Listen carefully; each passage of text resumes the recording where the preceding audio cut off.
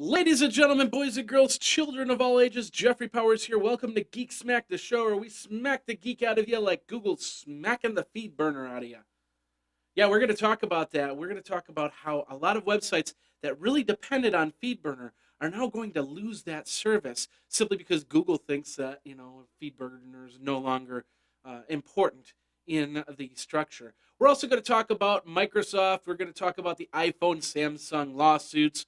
We're going to talk about a whole bunch of other stuff over on the Geek Smack side. We've got furniture for you over on the Geek Smack side. And we got it all. Of course, this show is brought to you by our friends over at Wirecast. Go over to geekazine.com/Wirecast PC for the PC version, Wirecast Mac for the Mac version. Let's get into your Geek Smack before my voice gets smacked out of here.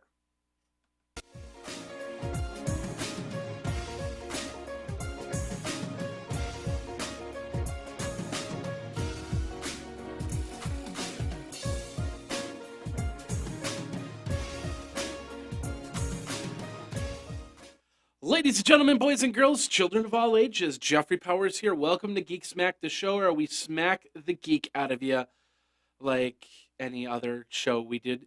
Welcome to season number 6. Now, last week, I think you might have gotten a little confused from the website because I was thinking it was season number 5, when in all reality it is season number 6. This week pretty much marks the 5-year anniversary of Geek Smack. Technically, the first episode of Geek Smack, I believe, was on the 7th. I'd have to go back and check my numbers. I did ask that question on the 200th episode, so I believe it was the 7th. But the whole point is that we are now in season number 6. Geekazine, this podcast, and its changes and everything like that, has been running for 5 years. And an amazing feat. I'm really excited to see what season 6 is going to have in store. Of course, all the other shows over at Geekazine, including The Day in Tech History, including iPad 365, including the Geekazine special media feed, and then, of course, Geek Smack. It's been a long run. It's been a fun run. And we're going to continue, or I'm going to continue to run as long as zombies attack me. Yeah, there's a zombie behind me. Oh, wait, no, I don't have the picture up. I had a picture up of a zombie. I was going to flip that around. But anyway, I forgot to do that. It's been a fun week, but it's also been a very sick week. Actually, the funny thing is, last time I was sick was probably about March of 2009. I don't remember if you remember that. If you've been watching the show, you know that I got sick. There were 2 months in 2008 and 2009 that I just got sick for like a whole month. And when I finally got better, it was just like the end of the sickness for me. But now I over the weekend I got a head cold. I actually got a summer cold in fall, which is kind of weird. But hey, neither here nor there. The whole point is I just lost. I was done. I was wiped out for over 48 hours at least. And then now it's kind of, it was this morning, it was kind of festering back in. It's kind of like, no, you're not done being well yet. I think we need to have a little bit more sick time. And then I compounded it by actually changing out my contacts. Now I run 30-day contacts. And I think I got a bad batch of contacts. And I put the left contact in, and it felt like somebody just shoved an ice pick in my eye. And I was like, this. And I was like that for about 30 minutes. Because usually when something like that happens, it's usually like soap or something like that gets you in your eye. You wash it out. Everything's okay. But it just kept going and kept going to the point where I had to take the contact out. My eye was like, and it was just too gross to actually see. But then the whole point is I went for a few hours without being able to see in this eye and seeing in this eye. So it's really this perspective thing. And now I finally, everything finally calmed down, put the contact back in, and we're good to go. So we've got a show. We had to get this show out for you, and I worked really hard to do this. I was hoping to get another piece. Actually, I was hoping to do a few things. The new intro is not ready yet. The new bits and pieces are not ready yet. And I was going to introduce another camera, which that didn't work. And I'm working with the company that has the camera system to help me get this going, because I think it's going to add some coolness to the Geek Smack show and go from there. And of course, we're going to have some changes, probably change the pictures on the wall. I never really talked about this, but this is my picture of Brent Spiner. And when I was at VMworld, I got a picture of Brent Spiner, and he signed it for me. I talked to him for a few minutes. He scolded me, actually, because I was trying to do video. And he said, no video. And I understood that. But he did do a camera video for me. But neither here nor there. We got Brent Spiner up here. Let's see if I can put him back without... Oh, there we go. And, of course, I changed up the pictures. I got some new pictures, some new people, and go from there. All right, we got a great show. Enough of me going blah, blah, blah, blah, blah. Let's get into your schmack for this week. And we're going to do it conductor style. 1, 2, 3, 4. Tech smack.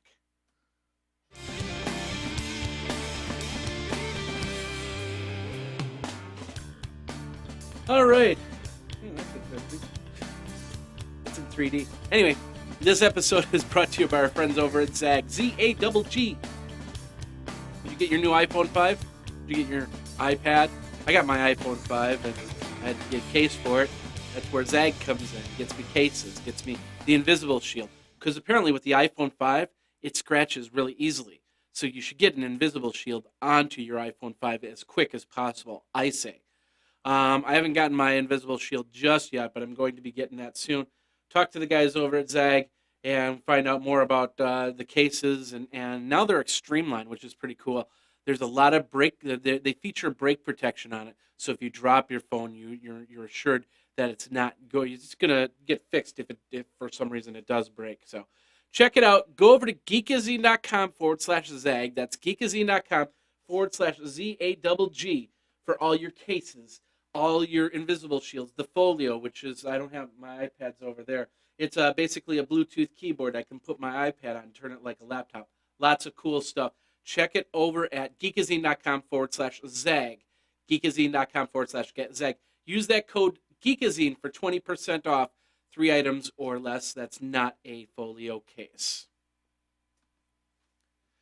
All right, let's get into your Geek Smack for the week. We're starting over at Bloomberg.com. Apple's iPhone. Apple has been suing Samsung for patent infringements. And now that the iPhone 5 came out, Samsung said, hey, we're suing you now because you're infringing on us. Now, they said that Apple infringed on 5 patents.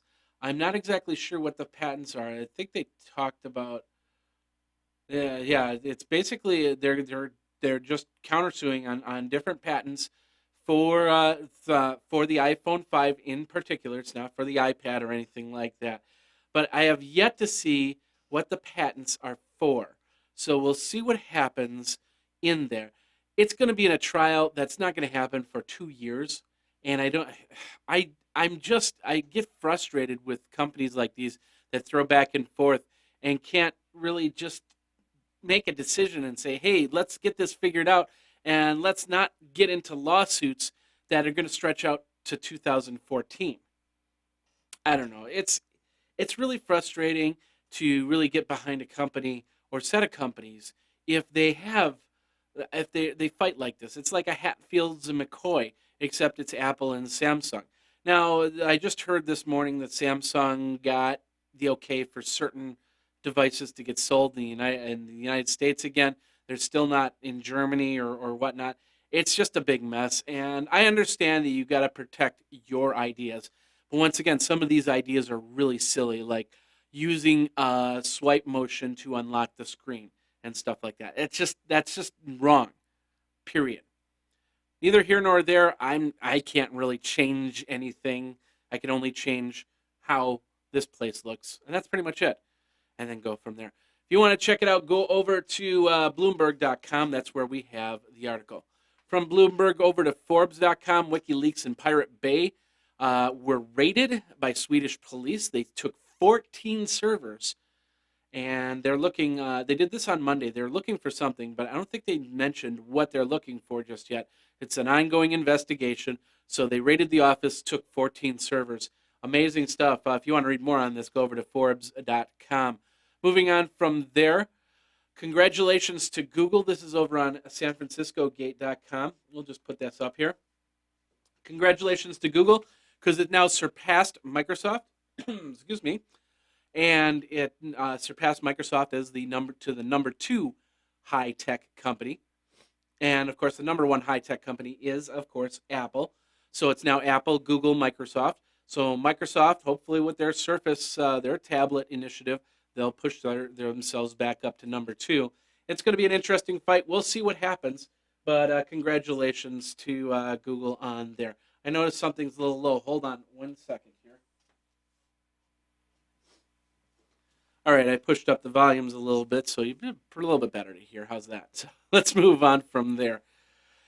Over at Ars Technica, the White House says it's that basically there was an attack. Somebody tried to get into the White House. Seems to happen all the time, except this person got in a little bit farther, and they almost got in, but White House security found a way to thwart them, and therefore they basically just took it away. They just said, no, it's not going to happen, and we're all good. I don't know what I suppose there's a lot of high classified data at the White House, so you don't want to have anybody spying in on with the computers and stuff like that. So pretty interesting stuff. If you are in the government and you like this type of stuff, check this out over at arstechnica.com. Over on Lifehacker, iPhone 5, apparently for you Verizon people, there was a bug on the iPhone 5 that basically didn't have the Wi-Fi didn't work. So I guess they just did an update, and now you can get your Wi-Fi working again. All you have to do is tap Settings, General, and then About, and then wait for an alert to appear. I'll show you the alert right here. The alert says to install important new settings, tap OK, then press and hold the power button, drag the slider, and restart. So those of you on your Verizon iPhone 5, you can now get that Wi-Fi working and go from there. If you want to read more, that's over at lifehacker.com. Of course, all the show notes are over at geekazine.com. Just go, that's to episode number 238 of Geek Smack. You go in there and you find the episode, and you see all the links, and you can download the links. I do take the links off once they start to disappear from the interweb, because it does happen. I got a special plugin that tells me when a link has been disabled, and then I go and completely disable the link. But for the most part, for the new stuff, I don't think that's going to happen for at least 90 days. So if you're a little behind on Geek Smack episodes, that's okay. Come listen to the Geek Smack episodes. By the way, if this is the first time that you've come to Geek Smack, thank you very much for showing up. I didn't mention that before, and I always try to mention that every episode. So anyway, let's move on from there. Let's go over to zdnet.com. Rumor has it that the iPad Mini will go on sale on October. They're going to have a thing on October 10th. And then in November, they're going to plan an iPad Mini, what'll probably be called the iPad HD, because it will not be in a 4x3 setup like the iPad is. It'll actually have 16:9. So it'll maybe called the iPad 16:9, iPad HD, whatever you want to call it. It's going to be a smaller version of iPad. There's some good sources that say that this rumor is going to happen. So why fight the rumor mill? Because there's a good chance that it is true. There are many times that the rumor mill was not true. The biggest one was the clamshell iPhone. I remember that a couple of years back, and everybody said, "Oh, the clamshell iPhone's coming! It's coming! It's coming! It's coming!" Nowhere to be found. I don't know. Anyway, if you want to read more on that, go over to zdnet.com. Moving over to gizmodo.com, we're still on Apple and iPhone. Apparently, for some of you, I haven't seen this. iPhone 5, there was a problem. You took a picture. There was a purple halo. Now, I got this case that basically covers a lot of the camera, so I'm not too worried about that. But apparently, if you put your hand in the wrong place and you take a picture, that's what creates that purple halo. So Apple just basically said, hey, you're holding your camera wrong. Hold it the right way. What's a good way to hold it? Well, let's see. You can hold it like this with your finger and thumb in the middle of the camera. That way you can do portrait and landscape really easily. If you hold it like this, like a conventional camera, where you have your left hand on here, there's a chance that your index finger might get into the camera. So I don't know. It's I normally hold it like this or like this actually, because the button, the camera button is usually right here. So I'll hold the camera like this because I can do this, but I can also hold it up high and move it around. It feels a little bit more comfortable. That's with my pinky and my index finger holding on the sides and the other two fingers holding on the back of the camera for you listeners out there, because we do have an audio version of Geek Smack, and you can get that in many different places on iTunes and Stitcher, Internet Radio, so on and so forth. So, but anyway, if you have problems with the camera, Apple's saying that the purple ring is because of the fact that you're holding it wrong. So if you want to read more on that, go over to gizmodo.com. Let's move on to the next web here. And apparently this seems to just be an Apple day. But this one's actually pretty interesting. Check this out. This is apparently Slashdot turned 15 years old. And congratulations to Slashdot. They sat down with Steve Wozniak and asked him a few questions. And the one thing that they asked him was how he felt about Apple. And he basically said this, and I'm going to quote this. He goes, "Let's look at Apple. Apple's real rise from the small market share Macintosh company to the iProducts of today began with iTunes and iPod. This turned out to be a second huge business which roughly doubled Apple's size. If you remember, we ported iTunes to Windows. We now address 100% of the world's markets with this integrated system. iPod, iTunes, and it began the era of Apple that we are now in. So why don't we port iTunes to Android? Did something get closed up? I love Apple products and iTunes and wish it were on my Android products too." So first of all, we know two things. First of all, we know that Steve Wozniak uses Android products, which is not a big issue. We've known that for a while. And then the second thing is that Steve Wozniak is still a product of open source, or opening up to use it for multiple users. And what he's basically saying is, and he gives an example. Apparently, he ran a comedy joke line, and to do that, you had to hook up a special device to the phone lines. And back in the Ma Bell days, it was actually illegal to hook up anything other than a licensed AT&T product onto your phone line. So they were hooking up this voice answering system that people would call to get a joke a day. I remember that. I called that number all the time. It was awesome. So he's bucking change, and he likes that. And now he's going to basically telling Apple, "Hey, I'm a market holder, shareholder. I want to buck some change. Let's get this iTunes over to Android. I want to say, let's open it up even more so iTunes can be hooked up to Google Plus, so iTunes can be hooked up to Facebook, so iTunes can be hooked up to Twitter, and make it a more open system." I think that would make more sense. And I know a lot of you out there are really, really want iTunes to get out of its walled garden and go from there. So amazing stuff. If you want to read more on this, go over to thenextweb.com. Really cool. Steve Wozniak, of course, I interviewed him. That's him right there. And that's me right there. Interviewed him about 3 years ago. Really, really awesome guy. And he's got a lot of great stuff. And when it's basically like that old commercial goes, when Steve Wozniak speaks, you should listen. Anyway, let's move on. Let's get away from the Apple stuff. Let's talk about Microsoft. Over on informationweek.com, Microsoft is unveiling the new MSN.com design for all you Windows 8 users. So if you're not a Windows 8 user, you don't get to see it until it happens, apparently. So you can check that out, and that's over on Information Week if you want more information. Like I said, it's over on the show notes, and you can link there. Over on Digital Trends, Netflix is getting an iPad app for kids. Now, I like this idea. I'm still not a big fan of Netflix, but then again, there's really nothing that Netflix is offering that I want to see. You know, they've got these old series that are 2 years old, 2 seasons off, and they barely have movies on Netflix.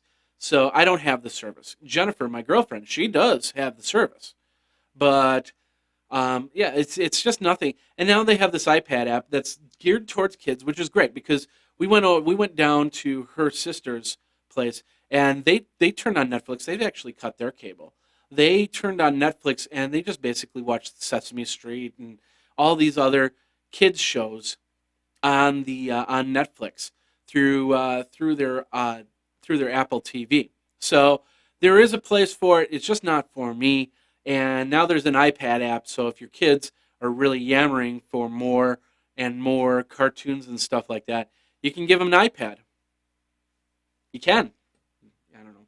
Anyway, if you want to check it out, go over to digitaltrends.com and get the app from there. I'll probably talk about it on iPad 365 too, and then go from there. That does bring us to the end of the tech part section. What did you think? Did you like it? Did you not like it? Let me know. You can Twitter me over at Geekazine, of course, geekazine@gmail.com. And then there is a hotline, 608-205-4378. Feel free to call that number and go from there. All right, we will be back with part 2, the Geek Smack section. And then, of course, we're going to talk about Feedburner and Feedburner possibly shutting down and what that means to you and me, especially all you webmasters out there. We'll be right back.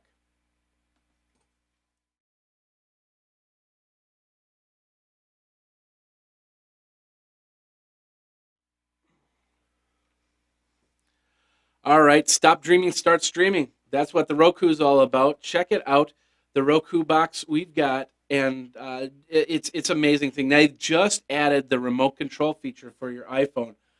Awesome stuff. You download it absolutely free. You can put it on your iPhone. You can put it on your iPad. Since I have the old iPhone, I was actually going to be using a remote control system to turn that into a remote control. But now I can just put on the Roku app. I still have to use the other remote control program for the TV and stuff like that. But I can turn my old iPhone into a multi remote, which is great. But if you want to check it out, all you need, like I said, all you need is an iPhone. All you need is an iPad, and I think there's an Android version too. And you can get that on there, and then of course you can control your Roku TV through that. But there's so much more with the Roku, with 3 million people using it, with more program applications, more TV channels than Apple TV, than Google, than actually any of the other boxes. This is the over-the-top television box to have. Check it out. Go over to geekazine.com/Roku. Geekazine.com/Roku. That'll get you there. They even have refurbished players right now for 25% off. So get yourself, starting at $50, up to $100 if you want to have Angry Birds and Pac-Man and Galaga and stuff like that. And that's over at Roku. Stop dreaming, start streaming, and cut your cable too if you want to.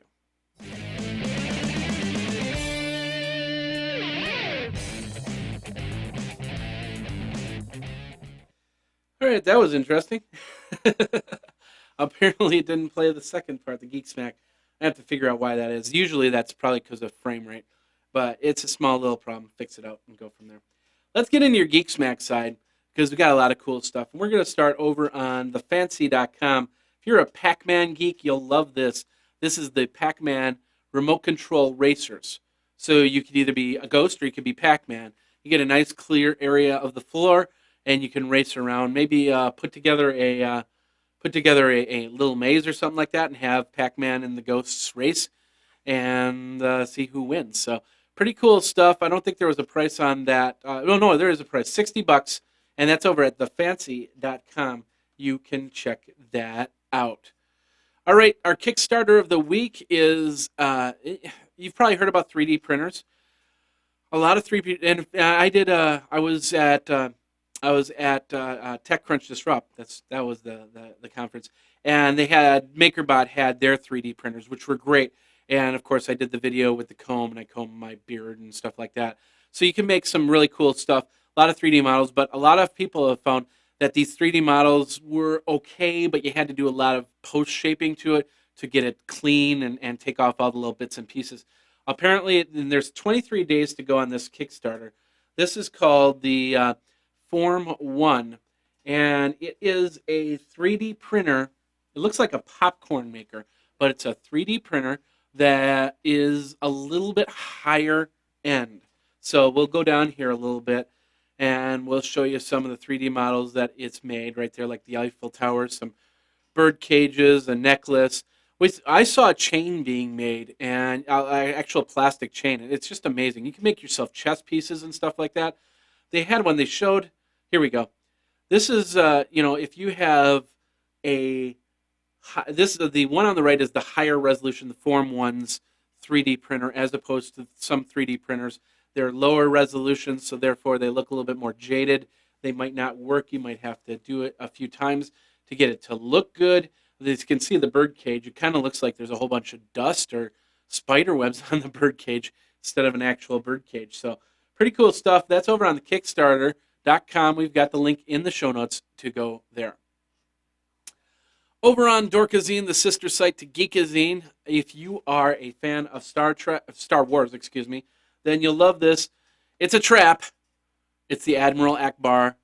It's a trap plush doll. At first I thought it was a Tickle Me Akbar, and I was going to say that Elmo would probably be really upset, but it's not. But apparently when you squeeze him, he'll say, "It's a trap." The famous line from Star Wars. So you can check that out. It's over on ThinkGeek, but if you want to read more on that, go over to dorkazine.com. Another website that I do work on is called How to Record Podcasts. If you're a podcaster out there, I go into more detail on different things. And this one is actually one I just wrote. It's basically how to, when it's time to revamp or retool your podcast. Keeping your podcast fresh and even more successful.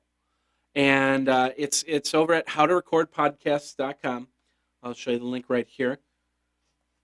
And basically what this article talks about is figuring out things that you do while you're doing your podcast. Figure out things that work and things that don't work. And when things that don't work, get rid of them. And if things work, keep them. And that's basically the bottom line. 5 years with this podcast. You've seen the changes of this podcast. It went from audio to video audio to I went from sitting in front of my computer in front of a webcam to a studio with a bunch of stuff behind me. I don't know if you noticed this, but over the weekend while I was sick, I actually painted the surface here on this countertop because I started looking at my podcasts and go, wow, this kind of looks cheesy. So I decided to go cobalt blue on this. So tell me what you think about this desktop, if this looks a lot better. And of course, if you're listening to the show, please go over, you can watch like 10 seconds of the video. There's a YouTube, go over to youtube.com/Geekazine, you'll see it. You can actually see the Geek Bar before the painting and then after the painting. And then let me know what you think. I really like how this is popping out on video. Although, I really do like how this is popping out on video. But let me know what you think on here. But anyway, that's over at How to Record Podcasts. If you're a podcaster and you're still getting 100 downloads a week and you want to double that, you should read this article. All right, let's move on from there. And we're going over to USA Today. Apparently, Lego doesn't like to make Lego vampires or zombies or anything like that up until now. They announced Monster Fighters, which is a new line of Legos, and I'll show you right there. Basically, the 9 Monster Fighters sets have been released. Vampire Hearse, a Ghost Train, the Vampire Castle. So, and of course, this is perfect for Halloween. Get these Lego sets and build them up and have them in your house for the Halloween season when you decorate the whole house or whatever. So, pretty cool stuff. I'm glad that Lego has kind of went around and figured out, hey, we need to be in this Halloween. Because think about it, they could start selling Halloween jack-o'-lanterns and some scary stuff that you might put in your window or around your house to really spice up the mood for Halloween. And it's a whole new market for them. So lots of great revenue. So congratulations for Lego on getting on the train on that. And I'm going to check that out. If you want to check out more on this, go over to usatoday.com. Going over to ogizmo.com. At CES, we saw something very similar, but it was more beanbag-ish. But this one is actually made out of backpack material. It's by Eastpak, which does make backpacks.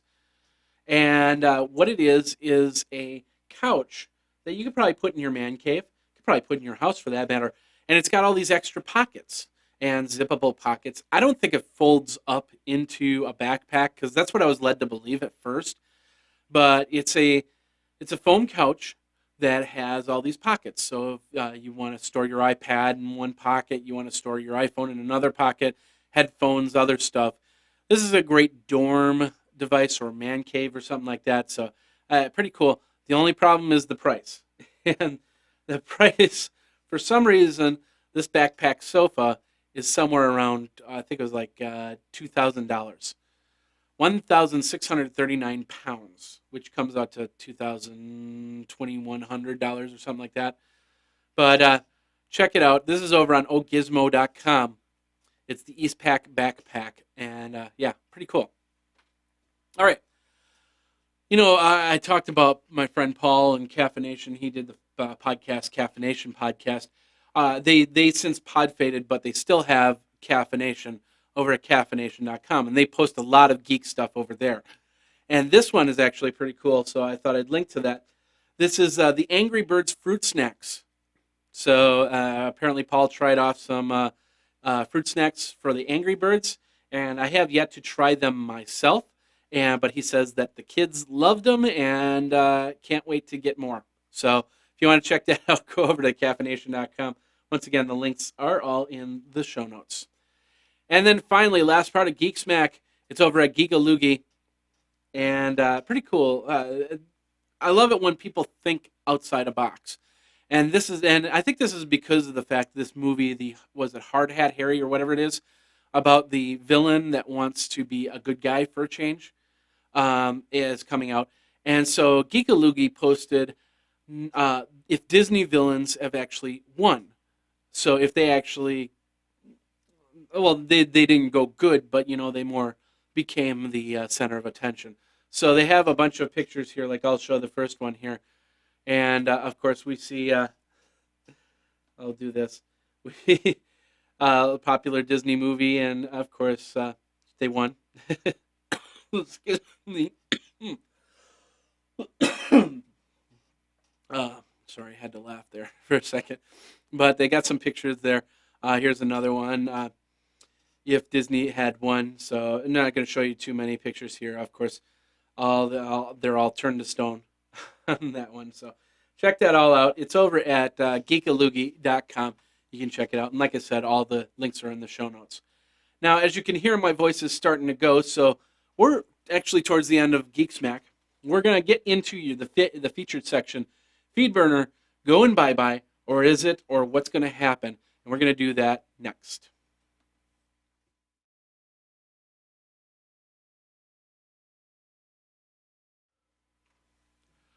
All right, I alluded to you the fact that we do a video show and an audio show. Of course, you can get the audio show in many different places, but I really like Stitcher Internet Radio. The one thing that I love, I had a problem with, was the fact they didn't have a Windows 7 version, and I had a Windows 7 phone all summer, which meant I couldn't listen to my shows on my mobile device. I did have my iPad, so I was still listening to Stitcher. But now that I got my iPhone 5, I'm back on Stitcher. I'm back to listening to my podcast. The biggest, two big things with this. First of all, they don't download podcasts, so you don't have to wait for the podcast to download. It starts to play. You start to listen. It streams. It's beautiful. Second, when you're done listening to one show, it will go to the next show. You can set up a favorites list. So when you're done listening to Geek Smack, you can listen to the Day in Tech History. When you're done listening to Day in Tech History, you can listen to iPad 365. When you're done listening to iPad 365, you can go to the next one. It's just, I can't believe that other podcatchers don't do stuff like this. That's why I love Stitcher. And you should check out Stitcher if you haven't already. They run a contest every single month. They give away a $100 cash card just for trying it out. The application is absolutely free. So download it by basically going over to stitcher.com/geek. Stitcher.com/geek. Don't have to enter in a promo code, just enter in your email address and hit the get download link, and then it'll email you the download link.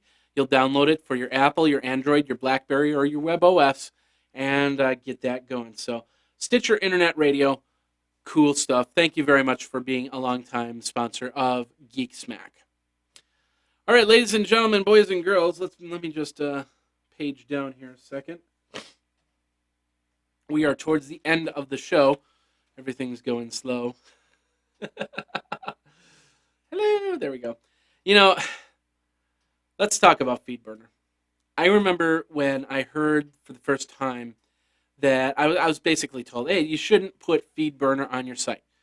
And I looked at it and it's like, well, why not? That doesn't make any sense to me. Feedburner does so much and you can subscribe to those feeds and Feedburner, it just seems to work.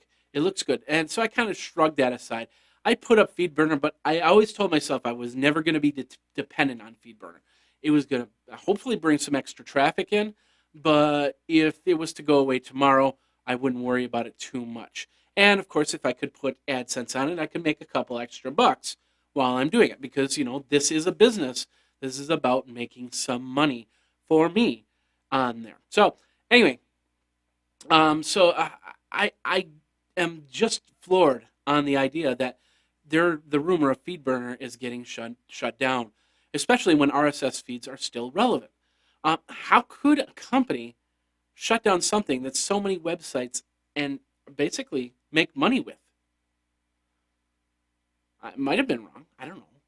But during the summer, Google announced that they were shutting down the API, which is okay because it was basically all those little links on the side, and half of those links didn't work anyway. So shutting down the API, I was good with that. But now Feedburner last Friday has announced that they're going to shut down the AdSense version into Feedburner. So as of December 3rd, you can make as much money as you want until December 3rd, and then that's it. It's done. So that leads to the rumors, is Feedburner actually going to shut down its main service?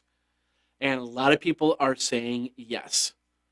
So basically now given me absolutely no reason to be on Feedburner, so I should probably just take them all off. Or I should wait till December 3rd and take them off. But then, if anybody's listening on Feedburner and then I shut it off on December 3rd, they're going to go, wait a minute, what's going on? Why'd you shut it off? Where'd you go? Maybe you pod faded. Okay, I'll move on. Unfortunately, I'm talking about it right now, but if somebody's not listening to it, they go through Feedburner, and I'm going to lose that person as an audience. It's going to happen. What about all those blogs and podcasts that basically grew their Feedburner subscribers? There are some out there that have thousands, if not millions, of subscribers through Feedburner. Those people make hundreds of dollars on this service. And now on December 3rd, nothing. They're done. That's it. I guess they're going to have to try and figure out how to wean those people over to a new service that even gives them AdSense. I don't know. It's a big task. I really wish that the AdSense or Feedburner, or Google for that matter, would try and figure out a way to sell Feedburner to somebody else that can actually continue with this. Now, like I said, I don't have many subscribers on my Feedburner feeds. The ones I do have will have to heed this warning and go to the iTunes and go to Facebook, go to Twitter. And this is why Google wants to shut it all down, is because they're seeing social network coming into play. And, with Google Plus and with Facebook and with Twitter, you can port your feeds over there and then people can see things from there. The only problem is Google doesn't have G Plus to accept RSS feeds like Feedburner did. And that's the problem I have. If Feedburner was to actually work into Google Plus, maybe get an API system going where I can actually start posting feeds instead of having to go into Google Plus and post my link and then go back and then post. It's just more manual work for me. But if there was an automated system, I wouldn't have a problem with Feedburner going away. In fact, I'm surprised that Feedburner doesn't get integrated into Google Plus, and then they just leave it at that. But neither here nor there. What can you do? I don't think that RSS feeds are not relevant anymore. I mean, I use RSS. I have WordPress. WordPress uses RSS all the time. In fact, you can, and of course, you can actually set up WordPress to do a lot of cool stuff with RSS feeds. And same thing with Drupal, and same thing with Joomla. You just get the right plugins, and you can make RSS feeds until the cows come home. And you can create your own RSS feed that will also have ads in them. And of course, you could probably put AdSense into that, or you could probably put something else into that if something makes more money for you. So whereas Feedburner is going to die, there's a lot of sites that do use it, and there's a lot of sites that they're going to leave out in the dark because of it. The time, for all you web people, the time is now to get off of Feedburner. And in fact, Geekazine, as of probably tomorrow, will be Feedburner free. I don't know if I'm going to shut down all the Feedburner feeds, but I'm pretty sure I'm going to shut down the Feedburner feeds because if they're done, they're done. And like I said, I make a couple bucks there. If I don't make a couple bucks there, no big deal. I'll have to find a way that 2-3 years down the road I can still use it and go from there. And I suggest you do that too, because if it's not there, what's the point in milking it till December 3rd, which I think is what Google really wants you to do. Anyway, I went a little bit long on this. It's one of those near and dear items that really bugs me because like MySpace. If MySpace was to have shut down back in 2002, that would have devastated tons of people.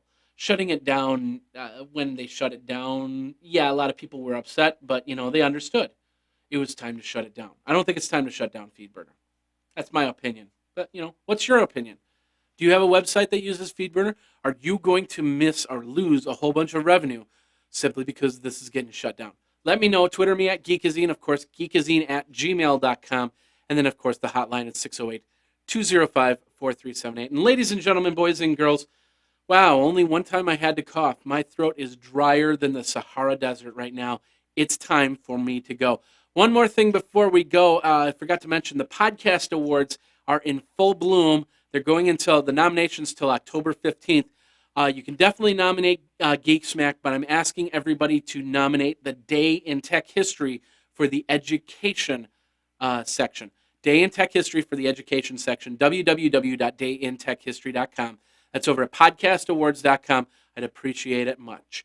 All right, ladies and gentlemen, boys and girls, children of all ages, that's the episode for today. Thank you very much for watching. Thank you very much for listening. Thank you very much for being a part of this show. We will see you next week when we will have another episode of Geek Smack. And I'll start doing iPad 365 episodes too. And of course, check out the Day in Tech History at dayintechhistory.com. You guys geek out and take